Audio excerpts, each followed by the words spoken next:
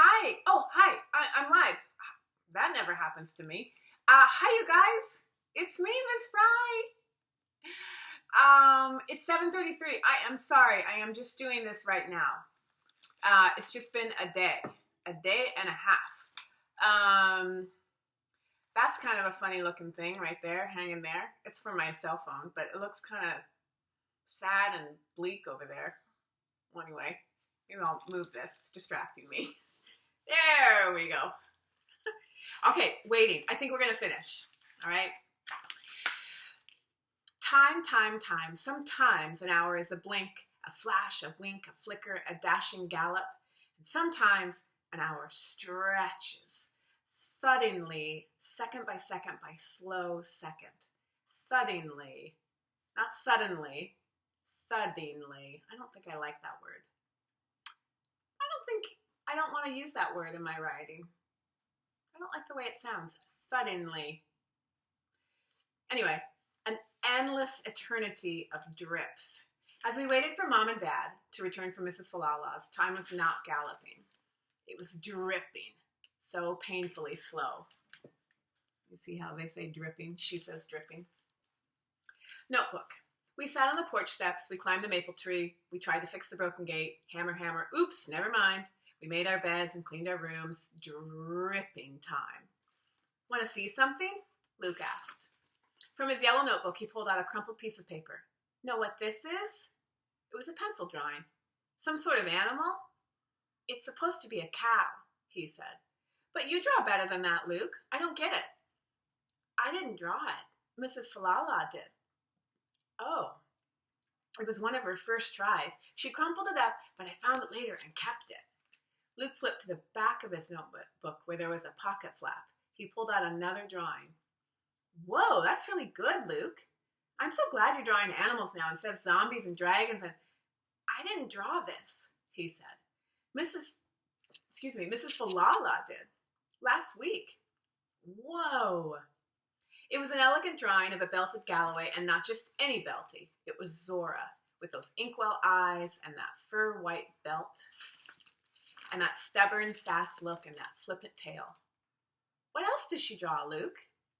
Oh, lots of things now. She draws Polly, the crazy hog pig, and China the cat, and Crockett the parrot, and Edna the snake. And you know those seagulls that are always lining up on the roof? She draws those too. And she draws the barn a lot. She really likes to draw that barn. And she draws the fenced pasture in the house. And you know that window way at the top, like maybe the attic? She draws that sometimes. Just the window? Well, yeah, with different things coming out of it. Things coming out of the window, like what? All kinds of things. Flowers and ribbons and stars and leaves and musical notes. Musical notes? Yeah, like this. Luke, have you ever heard flute music coming out of that window? Sure, Mrs. Fiala plays the flute. What? How do you know that? She told me. When was that? One day when we were drawing, I asked her about those notes coming out of the window. She said that sometimes she plays the flute, and when the room fills up with the music and has nowhere else to go, it floats out the window. What about the stars and flowers and leaves and ribbons? I asked Luke. Did she say why she draws those coming out of the windows? She said that room up there is a remembering room, and when she is up there remembering, all those things fill up the room, and when the room is too full, they fly out the window. Just like the music? I asked. Yes, I guess just like the music. So is it always good things coming out of the window? Luke put his hands to his cheeks. One time, she drew lightning bolts and spiders and bats coming out of the window. Very creepy. She was in kind of a bad mood that day. Mrs. Fiala. So much we did not know about her. Next chapter is dripping. Drip, drip. And then more. Time is dripping by. Dripping slow time as we waited and waited until finally we heard the sound of a car pulling into the drive. At last. Puzzled. Well, we were all over Mom and Dad like flies. What was that about? Who is Mr. Coley? Where was Mrs. Fiala? I tried to read the expressions on their faces. They looked, I suppose, puzzled more than anything else. Did something happen to Mrs. Fiala? Luke asked. Dad spread his arms. No one knows. She's gone missing. Missing? I said. How could she go missing? And who is Mr. Coley? Mr. Coley is her neighbor, and he's also her attorney. He was supposed to meet with her last night, but she wasn't home, or at least she didn't answer the door. He thought that odd, so he went inside. She never locks her doors. But no sign of her. He went back again this morning, figuring she'd have to be up early to feed the animals, but the house was still dark and still quiet, and no sign of Mrs. Fiala. Mom was gulping down a cup of coffee. Rena, do you and Luke have any idea where she might have gone? The only place I could think of was the fair, and I said so. But if she'd gone to the fair, we would have seen her, and she would have come back last night, right? And why did Mr. Coley call us? Good question, Rena. I asked the same thing, Mom said. Apparently, Mr. Coley knows all about you and Luke helping out over there, and our phone number is written in 3 places in your kitchen. But right now, aw, that's sweet. But right now, we need you to go back with us and tend to the animals and have another look around. Maybe through the pastures in case she went out walking and fell down or something. And so we did. We went back to Mrs. Fiala's in search of her. The search. Mr. Coley was a short, square, bald-headed man, and I recognized him. Several times in the past weeks he had stopped in to see Mrs. Fiala, and each time he had brought something. A basket of vegetables, a pot of soup, a stack of folders, even a bucket of crabs once. On this day he was in the barn, along with Mr. Birch and Zepp. Just checking the barn one more time, Mr. Coley said. The animals were agitated, mewing and mooing and squealing and squawking. I went straight to Zora, who was complaining loudly. Moo! Moo! There, Zora girl, it's okay. Shh. I gave her water and filled her grain pail and combed her back. There. Where is she, Zora? Where's Mrs. Fiala? Moo! Moo! Zepp joined me in Zora's pen. I didn't think to check on Mrs. Fiala when we brought Zora and Yolanda back yesterday, he said. He put his hand on my shoulder. I should have told her how good you did with Zora at the fair. And how good Zora did too. Well, after that first jump about. I wanted to kiss that Zepp boy right there in the barn. What does Tabitha say? Oh, is that what she says? Oh my gosh, I've never seen myself do that. That's funny. The grown-ups headed out to the pasture and fields while Zepp, Luke, and I tended to the animals. Zora seemed to want extra attention, nudging me with her big head, nuzzling my arm. Moo! Moo! Polly settled down quickly once Zepp dumped some slop in his trough. The cat picked at her food petulantly, and Crockett kept squawking, even though he had ready access to his seed and water all the time. We were about to join the others out in the fields when I happened to look up at the house, at that third-floor window. It was wide open. I called out to Mr. Coley. Has anyone looked in the attic? What? He said, the attic? Never thought of it. He must not have thought that sounded promising because he turned back to his trek across the pasture. Luke seized my arm. We've got to, Rena. We've got to check up there. Zepp offered to go with us, so the 3 of us went inside the house. I don't know about this, I said. Mrs. Fiala might be mad as she found us prowling around her house. But, Zepp said, she might be grateful if she was injured and needed help and was waiting for someone to find her. Mr. Coley had said he'd already checked the rest of the house, so I suggested we go straight to the attic. It was eerily quiet inside. The rooms were sparsely furnished with old but comfortable-looking sofas and chairs and dark wooden tables. On up we went, up the central staircase and down a long hall with closed doors on either side. Not knowing which might lead to the attic, we opened each one. A bedroom that looked like it must be Mrs. Filala's, as her clothes were folded on a dresser and a stack of books and a water glass were on a table beside a made-up bed. Next, a storage room with boxes and suitcases, and a third room seemed to be a guest room with its simple bed, table, and dresser. The last door opened on a flight of stairs. We all stood at the bottom looking up. Mrs. Fiala, I called. Mrs. Fiala, are you up there? Silence. Up we went, me, then Zepp, then Luke. The room was smaller than I expected. Standing at the top of the stairs, I could see it all. The desk and bookshelves and table on the left, the open window in the middle, the cot at right with Mrs. Fiala lying on it, her eyes closed, her hands folded around the silver flute. Shh, I whispered to Zepp and Luke. I went closer. Mrs. Fiala? Mrs. Fiala?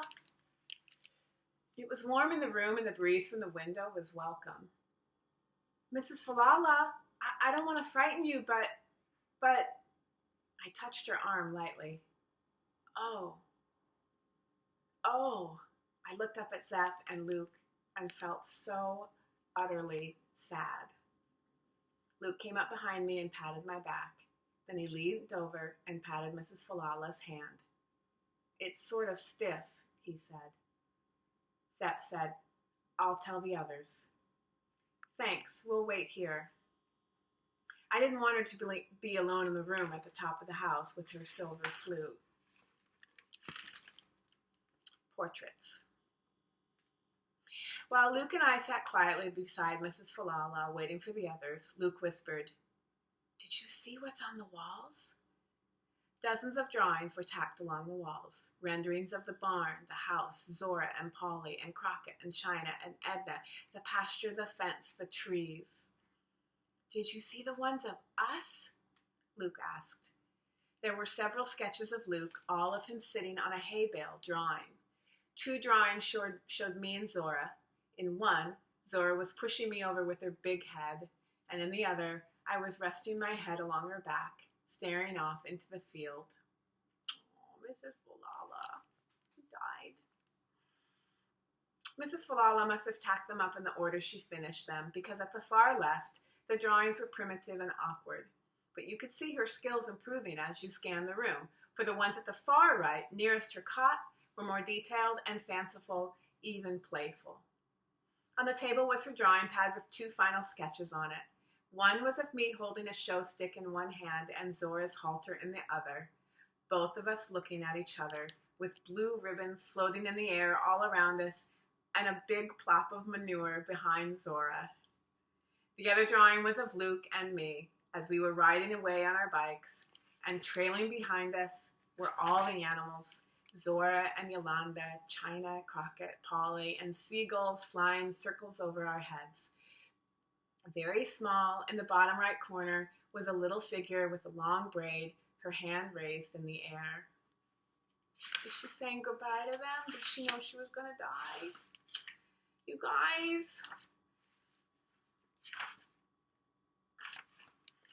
Mrs. Fiala's gifts. According to Mr. Coley, Mrs. Fiala had spent the past month getting her affairs in order. This included making out a will, which she and Mr. Coley had finalized the week before the fair. She must have had a sense about things. Old people do, you know. After all, she was losing her sight. She was? Yes, and fell a few times. She did? Yes, and she was feeling so weak. She was? Yes, but for the first time in a long while, she had stopped worrying about what would happen to the animals if she died. She must have been looking for just the right family, and along you came. Us? Yes, it's here in the will. She wants you to have the animals. Us? Mom repeated. The animals? Dad said. Yes, the cow, the pig, the cat, the parrot. Luke said, the snake? Oh, is there a snake too? Well, yes, I suppose. Dad said, but we don't have a farm. We can't take care of the animals. I hadn't cried yet about Mrs. Fiala's death, but I cried then, thinking of her and of what would become of her animals, Zora especially. Maybe you could buy this place then, Mr. Coley said. Mom and Dad exchanged a look. I knew that look. We can't afford this place, Dad said. It's a great idea, but I'm still looking for a job. Oh, Mr. Coley said. Oh, I see. More dripping. When we left Mrs. Fiala's that day, we were all feeling low and blue. Luke and I took turns weeping and staring out the windows. We all took naps. We wept some more. The drip, drip of the rain matched our dripping eyes and our sagging souls. And then I had an idea. It is strange how ideas can arrive out of drip sagging blue. Not the color blue, right? But feeling blue. Come on, Luke, I said. Let's go find Mr. Coley. What do you guys think? Okay, the proposal.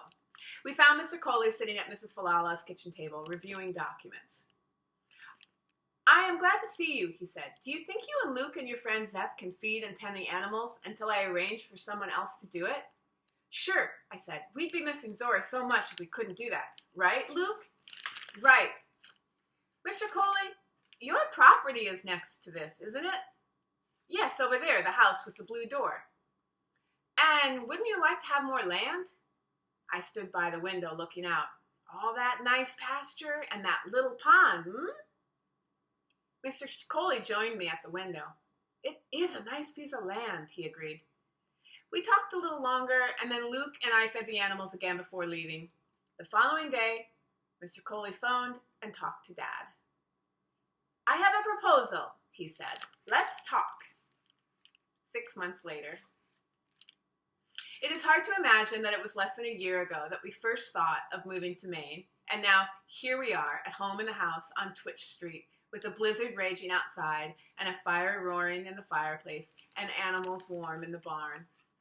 Mr. Coley bought Mrs. Fiala's place, an investment, he said, and hired Dad as the live-in manager, and we all moved here in September. We had a summer of cows and fairs and lobsters. Lobsters. I don't know how to speak Maine. Lobsters. How is it? Lobster. But it has an S. It's hard to say. Lobsters. I don't know. Correct me tomorrow, okay? An ocean and riding our bikes up and down and narrow roads of this coastal town. We had an autumn of dazzle leaves, red and orange and yellow, and going to a new school and meeting new friends. We've had our first Christmas here and our first blizzard and our first power outage and many, many shovelings of snow. And for 5 months now, thanks to Mrs. Fiala, we've had the company of Zora and Polly and China and Crockett and probably Edna the Snake, who we hope is hibernating here on Twitch Street. Yolanda is also here and Zepp visits daily. Is he coming to see Yolanda or you? Dad asks regularly. I don't answer that question because I don't know the answer. From a file Mrs. Fiala kept on her cows, I learned about Zora's lineage.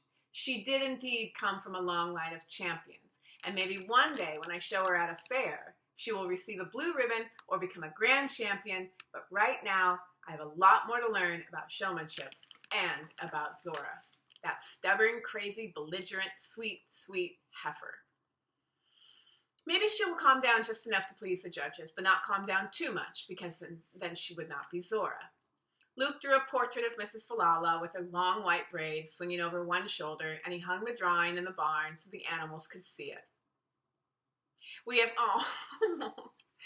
I've read this before, but it's so sweet.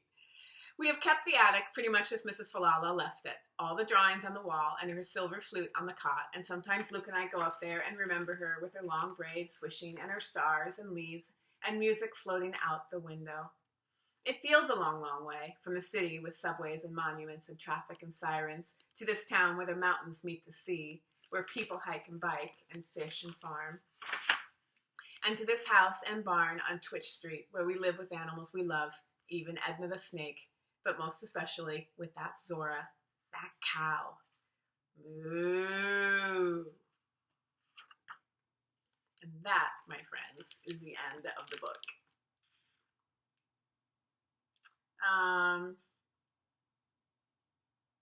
She said Sharon Creech taught English for 15 years in England and Switzerland. She and her husband now live in Maine, lured there by our grandchildren, Creech says. Moo was inspired by our mutual love of Maine and by our granddaughter's involvement in a local 4-H program. We have all been enchanted with the charms of cows. Oh, that was a nice book. Yeah. you know, as I keep saying, very different from our last one, but maybe a nice little transition into our next one. A little respite, maybe something kind of easy. All right, tell me what you think. We're getting some books in, you guys, and I'm going to start another one. I think I have it. I think I have it in mind. I'm a little limited as to what I have here, so I'm doing my best, but I think you're going to like it. Okay? Ooh, sorry. All right, 20 minutes, that's not bad. Sorry it's so late, and I will see you tomorrow at morning reading. Okay?